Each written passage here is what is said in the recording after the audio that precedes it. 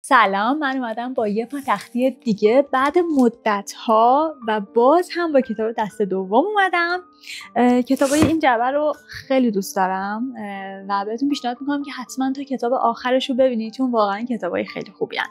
خب بریم سراغ آنباکسینگمون. عذرخواهی میکنم، بریم سراغ جعبه گشاییمون.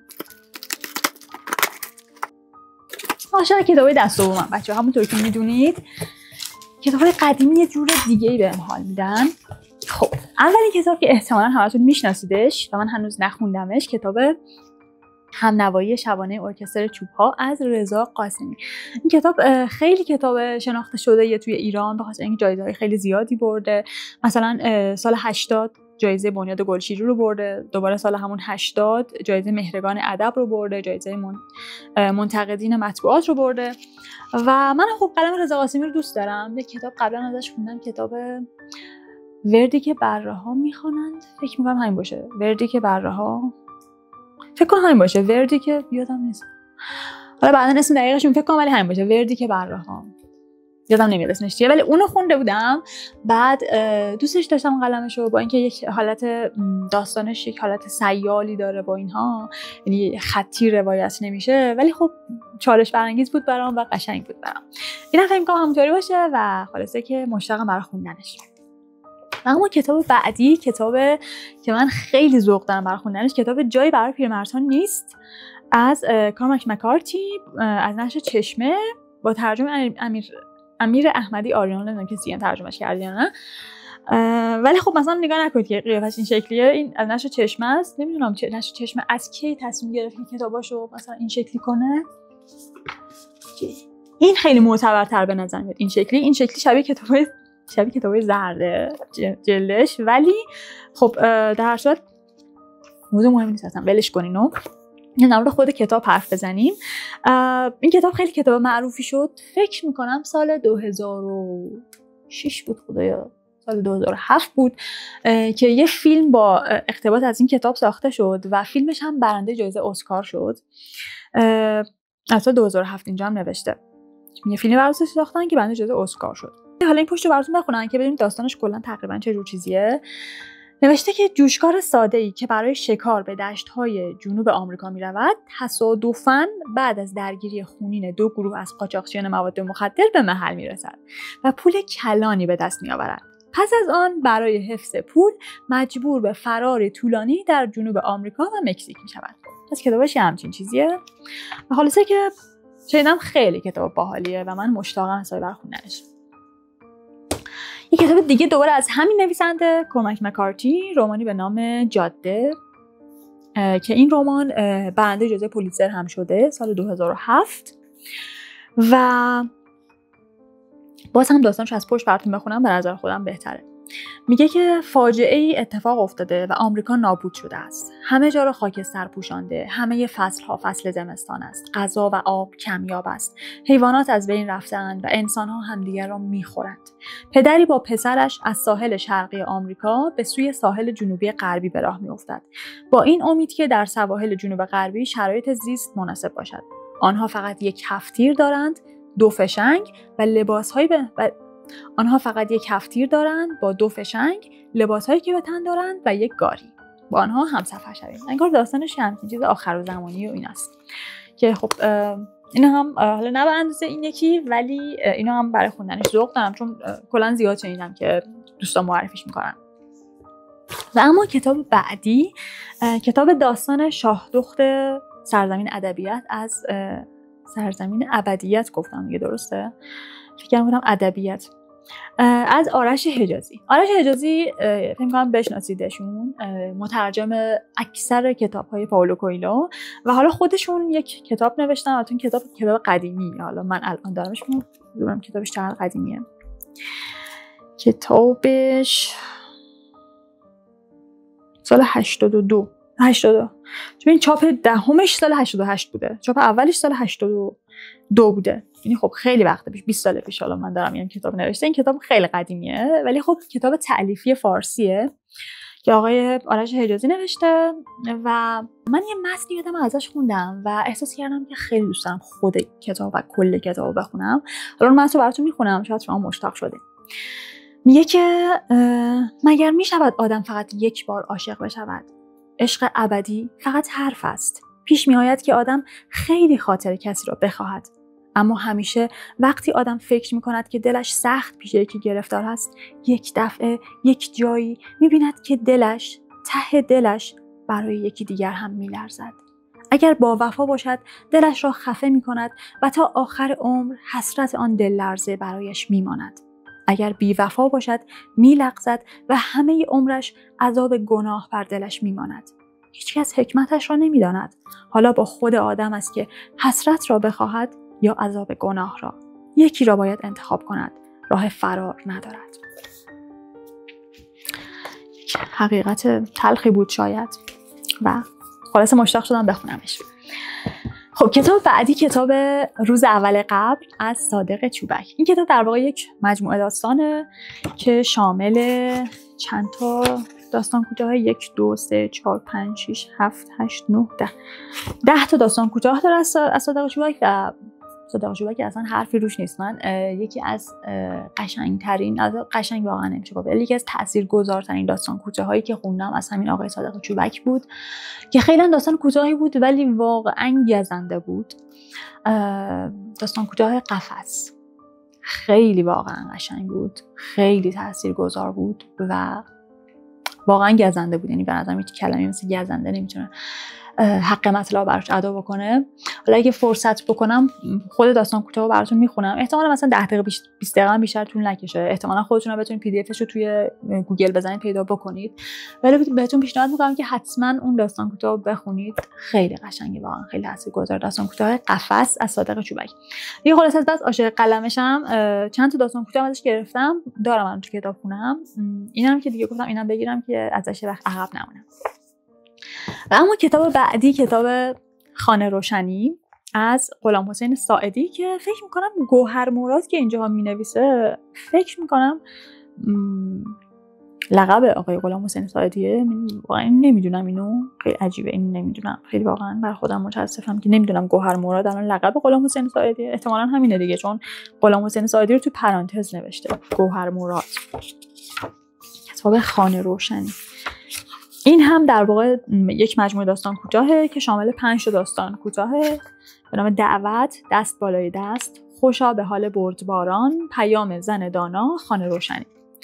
و خیلی جالبه این داستان کوتاهاش به خاطر اینکه همش مکالمه محوره. ببینید حالا من تصویرشو بعداً براتون میذارم، ولی همش از همون اولش با مکالمه است. برادر بزرگ، برادر کوچک، برادر بزرگ، برادر کوچک، مدام دارن با هم دیگه حرف میزنن. همه داستان‌هاش هم تو این کتاب حداقل همین شکلی مکالمه محوره. یعنی مثلا هیچ راوی نداره، فقط دارن مکالمه میکنن با هم دیگه.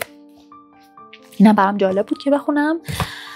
و اما کتاب بعدی، این کتاب غمگینم که خریدم الان به خاطر اینکه کتاب چیزی غریبی در سرم از اورهان پاموک. اورهان پاموک که احتمالاً میشناسید، برنده جایزه نوبل ادبی سال 2006 و یک نویسنده شناخته شده از ترکیه است.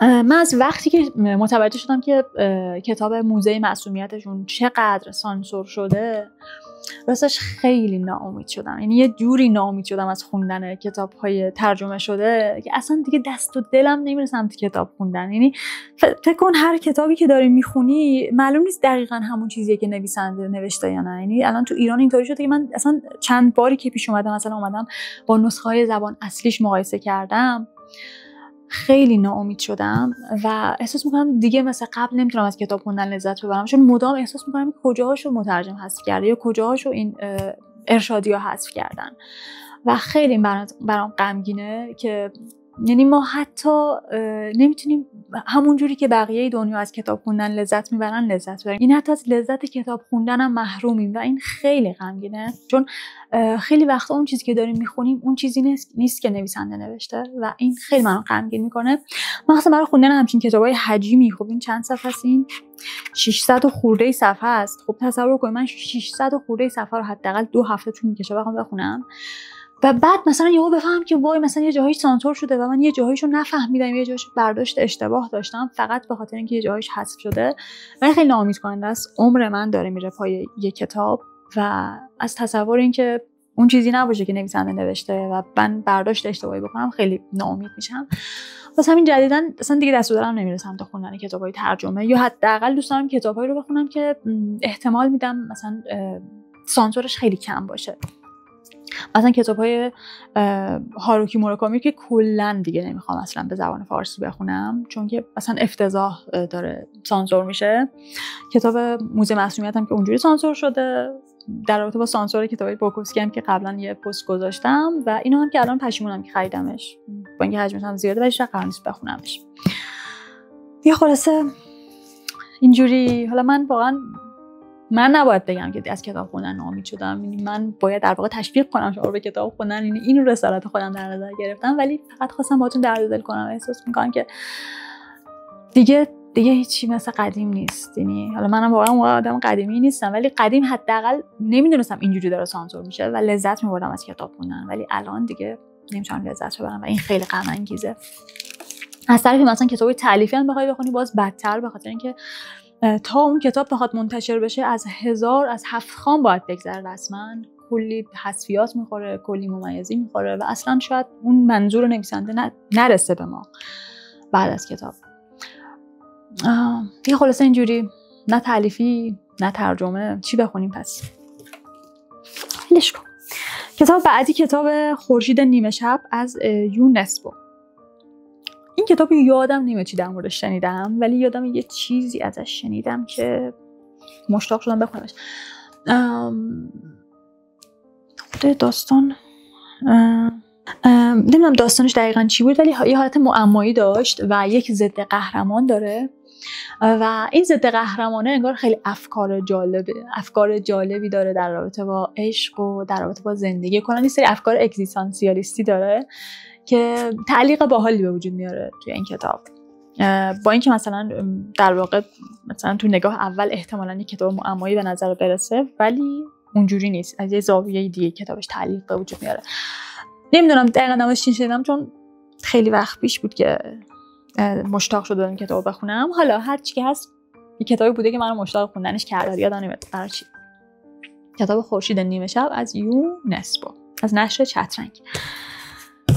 کتاب بعدی کتاب زمرد نحس از دانالد ای وست لیک.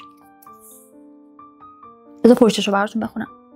میگه دانالد ای وست لیک برنده جایزه معتبر استاد بزرگ معمایی نویسان آمریکا، پس یه کتابش باز هم معمایی جنایی و اینا، و نویسنده رمان‌های نوآر و تریلر، مجموعه ادبی بی همتای گرد آورده است. این داستان چقدر دارم قشنگ میخونم از روش. این داستان شخصیت جان دورتموندر را به دنیا معرفی کرد و سرآغاز مجموعه‌ای تحسین شده بود که به فیلمی کلاسیک با هنرنمای رابرت دفورد تبدیل شد و ژانر ادبی جدیدی را پایه‌گذاری کرد، ژانر سرقت کمیک. چه جالب، پس از روی این کتاب هم یه فیلم ساخته شده و انگار فیلمش هم خیلی فیلم معروفیه. ننوشته اسم فیلمش چیه؟ حالا نقد نیویورک تایمز در مورد این کتاب نوشته که این رمان ژانر سرقت کمیک را به حد اعلی رسانده، مملو از اکشن و تخیل. پس اگه این ژانر رو دوست دارید، اکشن و تخیل، این کتاب فهمیدم. این کتاب رو من میگم خدایا من این کتاب رو سفارش ندادم، این کتاب رو خود راگابوک برام هدیه فرستاده. گفتم خدای من اینو سفارش نداده بودم، برام عجیب بود. زمرد نحس، دست درد نکنه راگابوک، خیلی زحمت کشیدی. ژانر کتاب بچه اکشن و تخیل. اگه این ژانر رو دوست دارید احتمالاً این کتاب بتونه براتون جالب باشه، چون اونقدر جالب بوده که از روش یه فیلم هم ساخته شده. خب زمرد نحس، این کتاب هم من سفارش ندادم، این کتاب هم هدیه است از راگابوک. مثل راگابوک همیشه من چون ازش کتاب سفارش میدم، این مثلا الان این دفعه مثلا 5-6 تا کتاب سفارش دادم، 2 تا برام هدیه گذاشته. مثلا اگه حتی یه دونه سفارش بده معمولا یه دونه هدیه هم میذاره. اینقدر سخاوتمنده واقعا، بچه باحالیه خیلی. خب مرسی ازت واقعا واسه این هدیه ها. من چون اینو هم نمیدونم چه جور کتابیه، بعد از پشتش براتون میخونم، یا اگه براتون جالب بود دیگه شما بخواید بخونیدش دیگه. میگه که چی؟ میگه برخی روانشناسان و فیلسوفان نقش عقلگرا را در زندگی ما کم اهمیت جلوه دادند. مایکل لینچ کار فوق‌العاده‌ای انجام داده است در توضیح اینکه عقل چیست و چرا هیچ بهانه‌ای خوبی برای کنار گذاشتن عقل این بهترین ایده روشنگری وجود ندارد. چیزی که در مورد کتاب قابل توجه است سبک آن است. نویسنده استدلال‌های عمیق را با پرداختی همه فهم به پیش می‌برد. در ستایش عقل، چرا دموکراسی وامدار عقلانیت است؟ دیگه حالا نمیدونم که این کتاب دیگه خوبه یا نه، دیگه اینجوری. مرسی ازت راگوبوک، خیلی ممنونم. این از کتابای امروز بچه‌ها. اولین چیزی که میخوام بخونم برام جالبه، احتمالاً شاه دخت سرزمین ابدیت باشه. نه ولی نبود، فکر میکنم خیلی غمگین باشه، چون با تصورات من چیزه یه خورده، چون با تصورات من همیشه عشق رو یک چیز مقدس میدونستم، اینکه عشق باید یگانه باشه و اینکه یک کتاب قراره همچین تصوری رو در من به وجود بیاره که نه، عشق یگانه نیست، ابدی نیست و فکر میکنم باید خیلی برام ناامید کننده باشه خوندنش، ولی قطعاً دیدگاه جدیدی رو قرار بهم ارائه بده و دوست دارم بخونمش. شاه دخت سرزمین ابدیت. البته خب چیزام خوبه، جای برای پیرمرد نیست. حالا یکشو شروع میکنم. مرسی که این لحظه ویدیو رو دیدین. شما بگید کدومی که از این کتاب‌ها رو خوندین، کدومش براتون جالب بود که بخونید و دیگه همین. مرسی، فعلا خداحافظ.